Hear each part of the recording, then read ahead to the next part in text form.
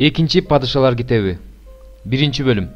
Ахаб өлгөндөн кийин Моаб Исраилдан бөлүнүп кетти. Ахазай Самариядагы өз үйүнүн үстүнкү бөлмөсүнүн терезесинин тосмосунан жыгылып, ооруп жатып калды. Ошондо ал элчилерин мындай деп жөнөттү: "Баргыла, Экрон кудайы Белзебулдан сурагыла. Мен ушул оорудан айыгамбы?" Ошондо Теңирдин периштеси Тишбилик Илияска мындай деди: "Тур, Самария падышасы жиберген элчилердин алдынан чыгып, аларга мындай деп айт: Экрон кудайы Белзебулдан сураганы баргыдай, эмне? Исраилда кудай жокпу? Ошон үчүн Теңир жаткан төшөгүңдөн турбайсың, өлөсүң" дейт. Илияс жөнөп кетти. Анан элчилер Ахазайга кайтып келишти. Ахазай алардан: "Силер эмне кайтып келдиңер?" деп сурады. Алар: "Ага, алдыбыздан бир киши чыгып бизге мындай деди: Силерди жиберген падышаңарга кайра кайрылып барып ага айткыла. Теңир мындай дейт: Экрондун кудайы Белзебулдан сураганы жибергидей, эмне? Исраилда кудай жокпу? Ошон үчүн сен жаткан төшөгүңдөн турбайсың, өлөсүң" деп жооп берди. Ошондо ал алардан: "Силердин алдыңардан чыгып ушул сөздү айткан адамдын сырткы көрүнүшү кандай экен?" деп сурады. Аларга: "Ал түктүү кийим кийген, белин кайышкур менен курчаган киши экен" деп жооп беришти. Ошондо ал Тишбилик Илияс деди. Анан ал ага 50 кишиси менен 50 башыны жиберди. Ал тоонун башында отурган Илияска барып: "Кудайдын кишиси, падыша сени түшсүн" дейт деди. Илияс 50 башыга: "Эгерде мен Кудайдын кишиси болсом, анда асмандан от түшүп, сени да 50 кишиңди да өрттөп кетсин" деп жооп берди. Ошондо асмандан от түшүп, аны 50 кишиси менен кошо өрттөп кетти. Падышага башка 50 кишини 50 башы менен жөнөттү. Ал ага: "Кудайдын кишиси, падыша сени тезирээк түшсүн" дейт деди. Илияс ага: "Эгерде мен Кудайдын кишиси болсом, анда асмандан от түшүп, сени да 50 кишиңди да өрттөп кетсин" деп жооп берди. Ошондо асмандан Кудайдын оту түшүп, аны 50 кишиси менен кошо өрттөп кетти. Үчүнчү жолу да 50 башыны 50 кишиси менен жиберди. Үчүнчү 50 башы тоого чыгып, Илиястын алдына келип тизелеп: "Кудайдын кишиси, менин жана ушул 50 кулуңдун жанын бааласаң экен." Асмандан от түшүп, мурдагы 50 башыны 50дөн кишиси менен өрттөп кетти. Бирок менин жанымды бааласаң экен" деп жалынды. 15. Ошондо Теңирдин периштеси Илияска: "Аны менен бирге бар, андан коркпо" деди. Ал туруп, аны менен падышага барды. Илияс ага: "Теңир мындай дейт: Исраилда кудай жок болгонсуп, кудайдан сурабастан элчилерди жиберип, Экрон кудайы Белзебулдан сураганың үчүн жаткан төшөгүңдөн турбайсың, өлөсүң" деди. Теңирдин Илияс аркылуу айткан сөзү боюнча Ахазай өлдү. Анын баласы жок болгондуктан Жүйүт падышасы Жошапат уулу Жорамдын падышачылыгынын 2-жылында бир тууганы Жорам такка отурду. Ахазайдын башка иштери Исраил падышаларынын тарых китебинде баяндалып жазылган. Ыйык элчи Павылдын Тессалоникалыктарга жазган 2-каты. 1-бөлүм. Кудай атабыздын жана Теңирибиз Иса Машаяктын Тессалоника жыйынына Павылдан, Сыластан жана Тиметейден салам. Кудай атабыз жана Теңирибиз Иса Машаяк силерге ырайымын төгүп, тынчтыгын бере берсин. Бир туугандар, Кудайга ар дайым ыраазычылык билдиришибиз керек. Ошенткенибиз туура. Анткени силердин ишенимиңер өсүүдө, баарыңардын бири-бириңерге болгон сүйүүңөр артууда. Ошондуктан биз Кудайдын жыйындарында силер менен мактанып жатабыз. Башыңардан кечирип жаткан куугунтуктар, кыйынчылыктар учурундагы чыдамдуулугуңар, ишенимиңер менен мактанып жатабыз. Ушуларды башыңардан кечирип жаткандыгыңар Кудайдын адилет соту боло тургандыгынын белгиси. Кудайдын падышачылыгы үчүн азап чегип жаткан силер Кудайдын адилет сотунун негизинде Кудайдын падышачылыгына татыктуу деп табыласыңар. Кудай адилеттүү, силерди кордогондорго ал кордук көрсөтөт. Кордолуп жаткан силерге жана бизге кубаныч тартуулайт. Теңир Иса өзүнүн күчтүү периштелери менен жалындаган от менен асмандан келгенде ушундай болот. Ошондо ал Кудайды таанымагандарды жана биздин Теңирибиз Иса Машаяктын жакшы кабарына баш ийбегендерди жазалайт. Алар Теңирден жана анын кудуретинин даңкынан ажырап, түбөлүк өлүм жазасына тартылышат. Мунун баардыгы Теңирибиз Иса Машаяк өзүнүн баардык ыйыктарынын арасында даңкталыш үчүн жана баардык ишенгендер аркылуу таң калтырарлык улуулугу менен көрүнүш үчүн келген күнү болот. Алардын ичине силер да киресиңер, анткени биздин күбөлөндүрүүбүзгө ишенгенсиңер.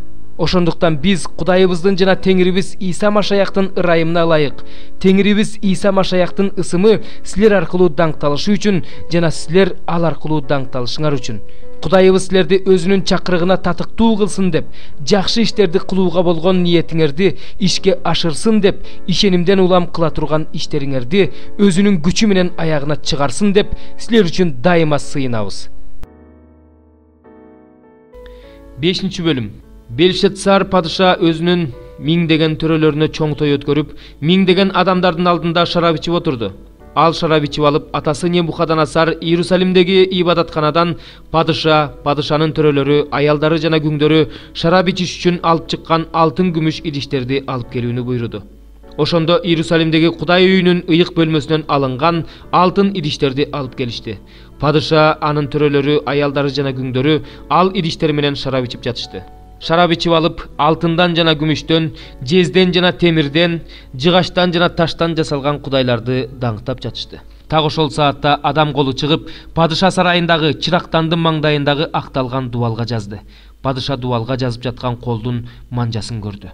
Ошондо падышанын өңү бузулуп кетти. Ойлору тынчын алды. Белинин муундары бошоду, тизелери титиреп, бири-бирине урунду. Сыйкырчыларды, каздимдерди жана төлгөөчүлөрдү алып келгиле деп падыша катуу кыйкырды. Анан падыша Бабылдын даанышмандарына: "Ким бул жазууну окуп, мага анын маанисин түшүндүрүп берсе, ага кочкул кызыл чапан кийгизилет. Мойнуна алтын чынжыр тагылат, падышачылыкта 3-чү өкүмдар болот" деди. Ошондо падышанын бардык акылмандары киришти. Бирок жазылган сөздөрдү окуй албай коюшту жана алардын маанисин падышага түшүндүрүп бере албай коюшту. Белшатсар падыша аябай тынчсызданды. Анын өңү бузулду, анын төрөлөрүнүн да тынчы кетти. Падышанын энеси падышанын жана анын төрөлөрүнүн сөздөрүн угуп, той болуп жаткан үйгө кирди. Падышанын энеси сөз баштап мындай деди: "Падыша, түбөлүк жаша. Ойлоруң тынчыңды албасын, өңүң да бузулбасын. Сенин падышачылыгыңда ыйык Кудайдын руху бар бир адам бар. Атаңдын убагында ал адамда жарык, акыл, Кудайлардын акылмандыгындай акылмандык бар экени билинген. Ошондо Небухаднецар падыша сенин атаң аны жашыруун сырларды билүүчүлөрдүн, сыйкырчылардын, каздимдердин жана төлгөөчүлөрдүн башчысы кылып койгон. Аны атаң падыша өзү койгон.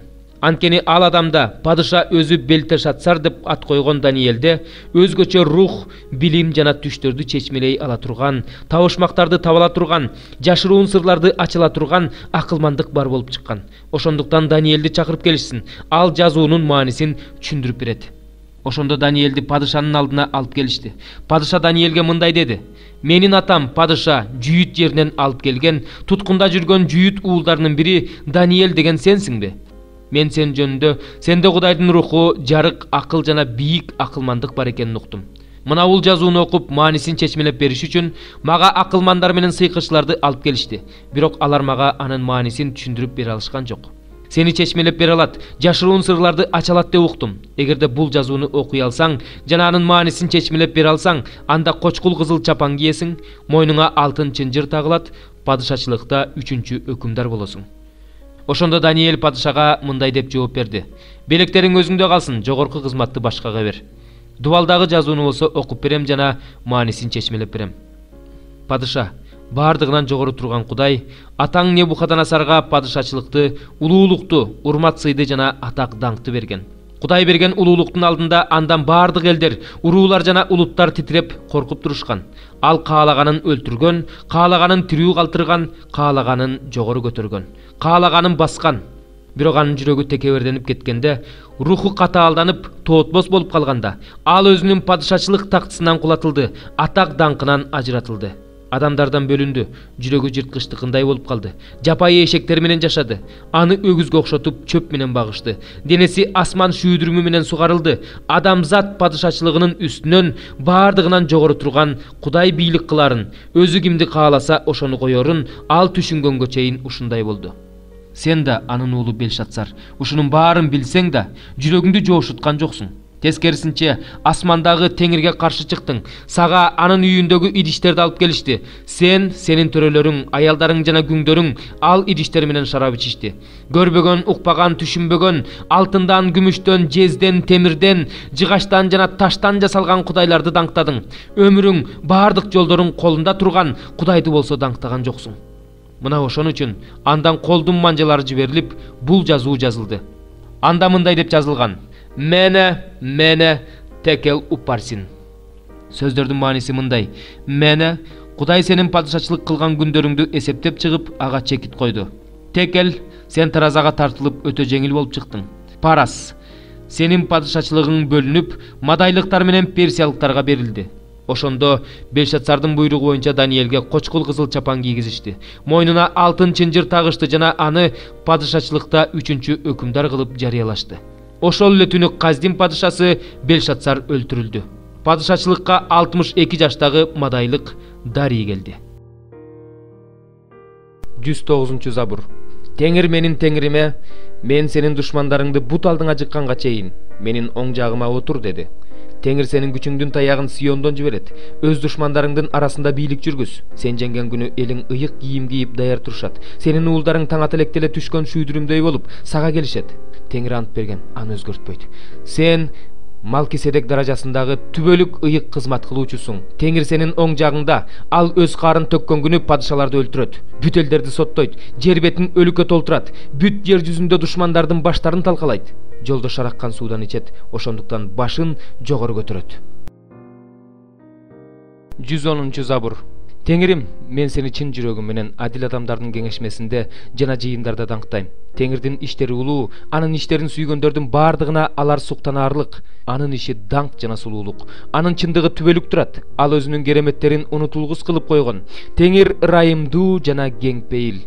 Теңир өзүнөн корккондорго тамак берет. Өз келишимин түбөлүккө унутпайт. Бутпарастардын мурасын өз элине берүү үчүн ага өз иштеринин күчүн көрсөттү. Анын колунан чыккан иштер чындык жана акыйкаттык. Анын осуяттары чындык. Кылымдан кылымдарга бекем турат. Чындык менен адилеттикке негизделген. Ал өз элине куткаруу жөнөттү. Өз келишимин түбөлүккө сактаганга берди. Анын ысымы ыйык жана коркунучтуу. Акылмандыктын башы Теңирден коркуу. Анын буйруктарын аткаруучулардын баарынын акылы, чыныгы акыл. Ага түбөлүккө даңк тиешелүү.